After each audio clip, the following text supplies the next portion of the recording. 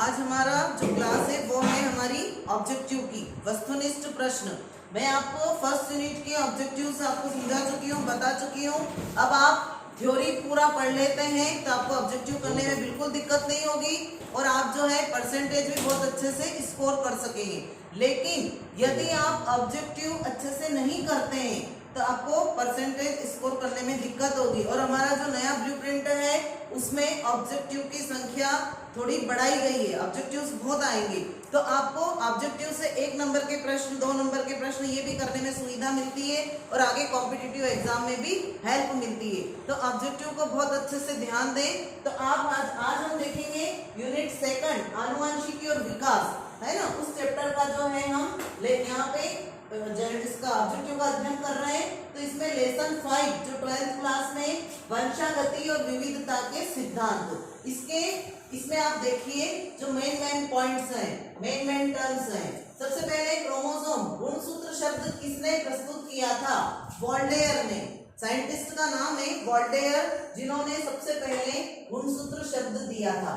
अब यहाँ पे ध्यान रखना कि जो ये इस तरह के जो क्वेश्चन है वो बहुत इंपॉर्टेंट है, अभी ही नहीं आगे कॉम्पिटिटिव एग्जाम तक में काम आते हैं। कि क्रोमोसोम हर को पता होता है, क्रोमोसोम आप पढ़ के आ रहे हैं गुणसूत्र, तो आपको ये मालूम होना चाहिए कि शब्द दिया किसने था? तो वोल्टेयर ने। कोशिका द्रव्य में पाए जाने वाले आनुवंशिक पदार्थ का नाम प्लाज्मोन, है ना। फिर उसके बाद मादा के अनिषेचित अंडाणु में होता है एक एक्स गुणसूत्र, मादा में एक्स होता है अनिषेचित अंडाणु में, और पुरुष के शुक्राणु जो होता है उसमें वाय होता है। फिर उसके बाद आनुवंशिक सूचना जो जनकों से संतानों में, मतलब पेरेंट्स से संतानों में कोशिका द्रव्य द्वारा जाती है, उसे कहते हैं कोशिका द्रव्य वंशागति की। कोशिका द्रव्य वंशागति की मतलब कोशिका द्रव्य के द्वारा वंशागति की हो रही है। वे जीन्स जो एक ही गुणसूत्र पर रहने की प्रवृत्ति रखते हैं उसे कहते हैं सहलग्न जीन। उसे क्या कहेंगे? सहलग्न जीन। न्यूक्लियोसोम मॉडल किसने दिया था? कॉर्नबर्ग ने। बहुत इंपॉर्टेंट है कि न्यूक्लियोसोम मॉडल किसने दिया था? कॉर्नबर्ग ने दिया था। उसके बाद में मनुष्य में लिंग निर्धारण होता है वाय गुणसूत्र द्वारा।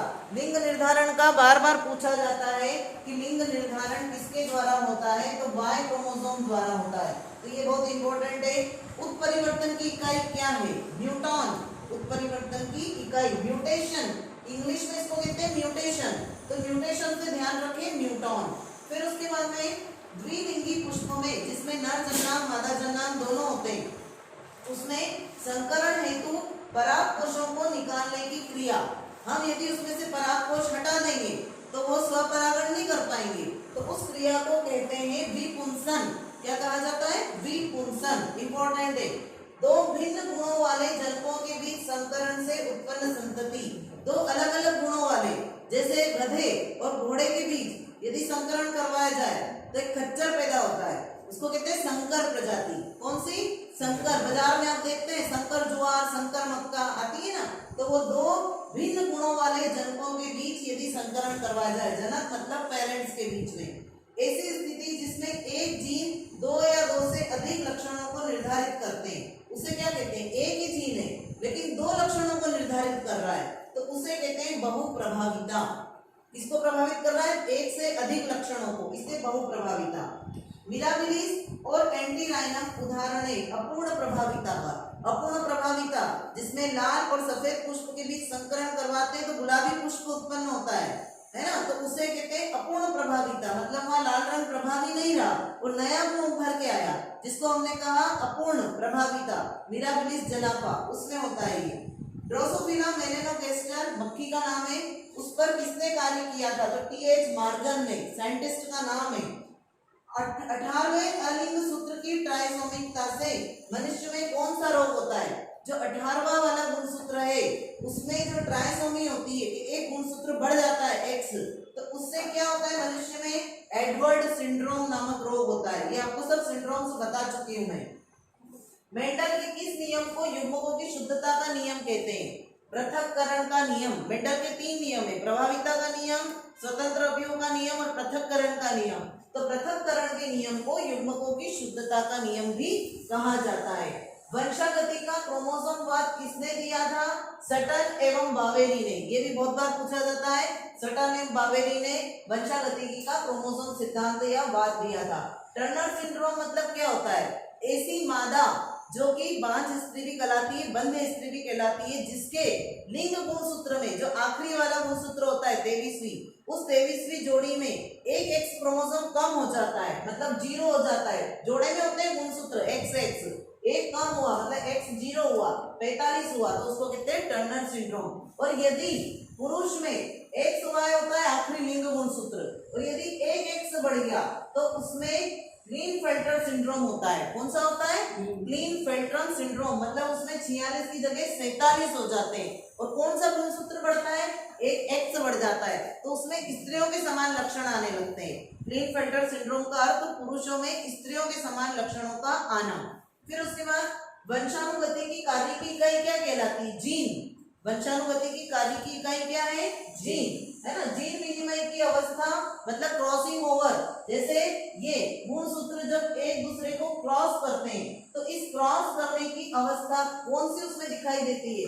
पैकेटिन में कोशिका विभाजन की अवस्थाएं होती है, डिप्लोटिन, पैकेटिन, डाइकाइनेसिस, ऐसी अवस्थाएं होती है 5, तो उसमें पैकेटिन में दिखाई देते हैं। फिर उसके बाद में हीमोफीलिया और वर्णांधता कौन से रोग है? लिंग संलग्न रोग, जो हमारे लिंग गुणसूत्रों के साथ मतलब 23वीं जोड़ी के साथ एक पीढ़ी से दूसरी पीढ़ी में जाते हैं। ब्लीडर्स रोग का दूसरा नाम क्या है? हीमोफीलिया। इसको कैसे याद रखेंगे? ब्लीडर्स मतलब ब्लड से संबंधित बीमारी, ब्लीडर्स रोग, हीमोफीलिया, है ना। फिर उसके बाद लिंग गुणसूत्रों की हीमोफीलिया में क्या होता है कि चोट लग जाती है तो रक्त का थक्का नहीं जमता है, तो रक्त से संबंधित बीमारी है हीमोफीलिया। इसीलिए ब्लीडर्स मतलब ब्लड, ऐसे ध्यान रखें इसको। लिंग गुणसूत्र को छोड़कर कोशिका के सभी गुणसूत्र होते हैं ऑटोसोम्स, मतलब एक समान समजात गुणसूत्र, और आखिरी वाली 23वीं जोड़ी कहलाती है लिंग गुणसूत्र। मनुष्य में 46 गुणसूत्र होते हैं और जोड़े में होते हैं, तो 22 जोड़ी गुणसूत्र कहलाते हैं समजात, या उनको कहते हैं ऑटोसोम, और 23वीं जोड़ी जो गुणसूत्र होता है वो कहलाता है लिंग गुणसूत्र।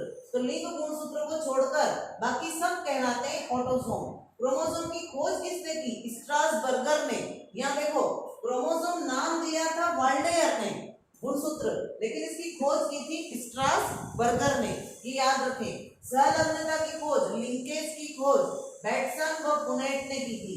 मेंडल द्वारा चयनित पौधे का नाम, मेंडल ने अपने प्रयोग के लिए आनुवंशिकता में प्रयोग किए थे, तो कौन सा पौधा लिया था? मटर का। और मटर के प्रयोग का जो मटर जो लिया था उसका नाम है पाइसम सटाइवम, और ये उद्यानी मटर है, बगीचे में जो उगती है उद्यानी मटर। जीन शब्द किसने दिया था? ज से ध्यान रखें, जोहानसन ने, जोहानसन।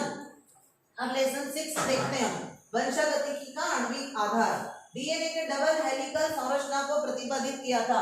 आप डीएनए का इस तरह का मॉडल देखते हैं, ये डबल हेलिक्स वाला, है ना, आपने पढ़ा है 10th क्लास में, 11th क्लास में भी। तो इसको किसने दिया था? वाटसन एंड क्रिक, साइंटिस्ट का नाम है वाटसन एंड क्रिक का डीएनए मॉडल।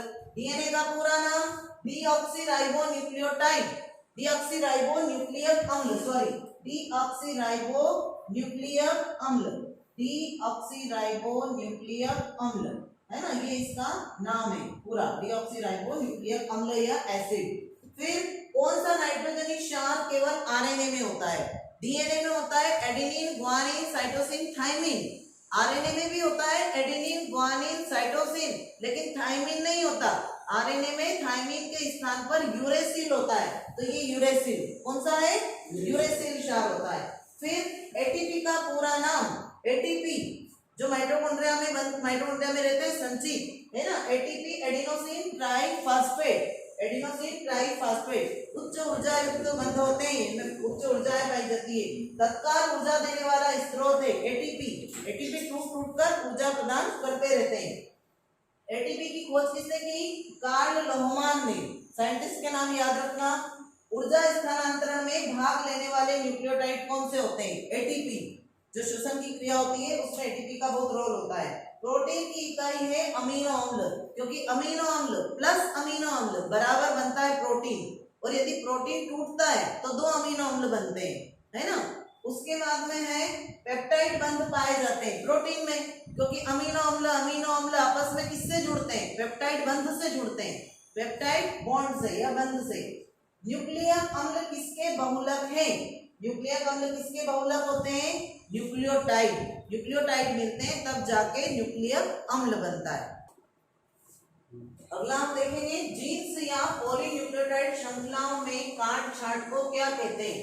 मतलब जो जीन्स होते हैं या पॉलीन्यूक्लियोटाइड चेन्स होती है उसमें जेनेटिक इंजीनियरिंग के द्वारा हम काट छांट कर सकते हैं, हम जो चाहे वो परिवर्तन कर सकते हैं, तो उसको कहते हैं genetic engineering.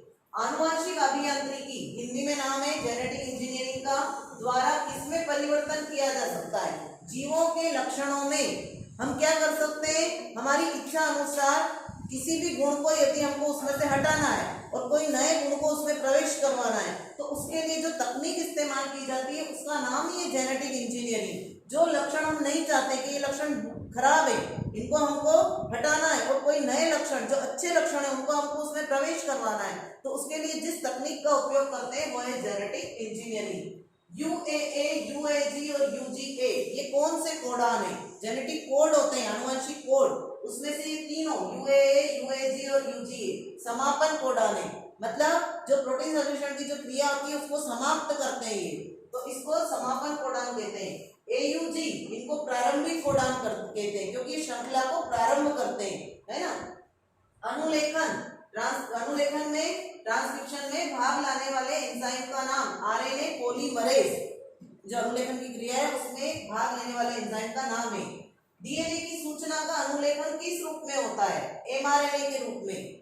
Regulator, promoter, operator तथा संरचनात्मक जीनों को एक साथ क्या कहते हैं? ओपेरॉन। ओपेरॉन संकल्पना है, कॉन्सेप्ट है, तो ये तीनों मिलके रेगुलेटर, प्रमोटर, ऑपरेटर और संरचनात्मक जीन सब मिलके ओपेरॉन कहलाते हैं। जब किसी जीव में इच्छित जीन को प्रवेश करा दिया जाए तो उसे कहते हैं ट्रांसजेनिक जीव। मतलब वो जीव कैसा बन जाता है? ट्रांसजेनिक। हमने हमारी इच्छा अनुसार उसमें जीन को जो परिवर्तित करवाया है या अंदर प्रवेश करवाया है। फिर उसके बाद में आनुवंशिक रूप से समान जीवों का समूह या कोशिकाओं का समूह कहलाता है क्लोन। मतलब जेनेटिकली बिल्कुल एक जैसा है तो उसे कहते हैं क्लोन, जो अलैंगिक जनन द्वारा बनते हैं। आरएनए की शर्करा, राइबोस शर्करा, डीएनए में डीऑक्सीराइबोस और आरएनए में राइबोस शर्करा। एमआरएनए का संश्लेषण क्या कहलाता है? अनुलेखन, है ना। डीएनए फिंगरप्रिंटिंग तकनीक, इंपॉर्टेंट क्वेश्चन बहुत बार पूछा जाता है कि डीएनए फिंगरप्रिंटिंग तकनीक किसने दी थी? एलेक्स जेफरी ने, साइंटिस्ट का नाम है। टोबैको मोज़ेक वायरस में आनुवंशिक पदार्थ कौन सा होता है? मतलब TMV, टोबैको मोज़ेक वायरस में आनुवंशिक पदार्थ आरएनए होता है, तंबाकू के उसमें पौधे में। सबसे पहले न्यूक्लियक अम्ल की खोज किसने की? फ्रेडरिक मीशर ने। ये भी इंपॉर्टेंट क्वेश्चन है कि न्यूक्लियक अम्ल मतलब डीएनए आरएनए, न्यूक्लियक अम्ल मतलब क्या होता है? डीएनए और आरएनए, है ना, ये डीएनए आरएनए। इसकी खोज किसने की थी? तो फ्रेडरिक मीशर ने की थी। जीन नियंत्रण की ओपेरॉन संकल्पना किसने दी? जैकब तथा मोनोड ने, ये साइंटिस्ट के नाम है। डीएनए से एमआरएनए बनने की क्रिया क्या कहलाती है? अनुलेखन या एमआरएनए का संश्लेषण, यही एक ही बात है। एमआरएनए का संश्लेषण मतलब एमआरएनए का निर्माण होना क्या कहलाता है? अनुलेखन। लेकिन बनता किससे एमआरएनए? डीएनए से। डीएनए से बनता है एमआरएनए, तो उसको कहते हैं अनुलेखन।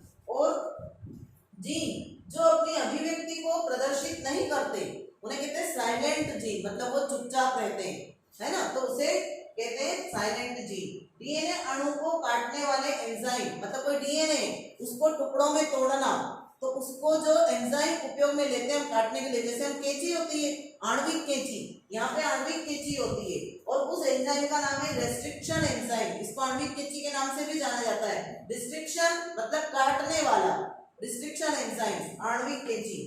कौन सा जीन अन्य जीन्स की क्रियाओं को नियंत्रित करता है? रेगुलेटर जीन, नियामक जीन भी कहते हैं इसको। आरएनए द्वारा डीएनए बनना, रिवर्स ट्रांसक्रिप्शन। आरएनए द्वारा, क्योंकि डीएनए से आरएनए बनना ट्रांसक्रिप्शन, लेकिन आरएनए से फिर डीएनए का बनना वो कहलाता है रिवर्स ट्रांसक्रिप्शन, उल्टा। एक जीन एक एंजाइम सिद्धांत किसने दिया? बीडल एवं टेटम ने। पॉलीपेप्टाइड श्रृंखला का समारंभन करने वाले एमिनो अम्ल का नाम मिथियोनिन, ये भी बहुत बार आता है। डीएनए की अर्ध संरक्षित प्रतिकृति को किसने प्रमाणित किया था? मेसेल्सन तथा स्टॉल ने। इस साइंटिस्ट का नाम है कि मेसेल्सन तथा स्टॉल। और एक है एमआरएनए में उपस्थित नाइट्रोजनी क्षारों के क्रम को हम क्या कहते हैं, वही जो यहाँ बताया मैंने ये सारे। तो एमआरएनए में मतलब मैसेंजर आरएनए, आरएनए के 3 प्रकार होते हैं, आरआरएनए, एमआरएनए और टीआरएनए। तो ये मैसेंजर आरएनए में उपस्थित नाइट्रोजनी क्षारों के जो क्रम होते हैं उनको कहते हैं आनुवंशिक कोड या जेनेटिक कोडान। ठीक है, तो ये ऑब्जेक्टिव्स है, इनको आप तैयार कीजिए।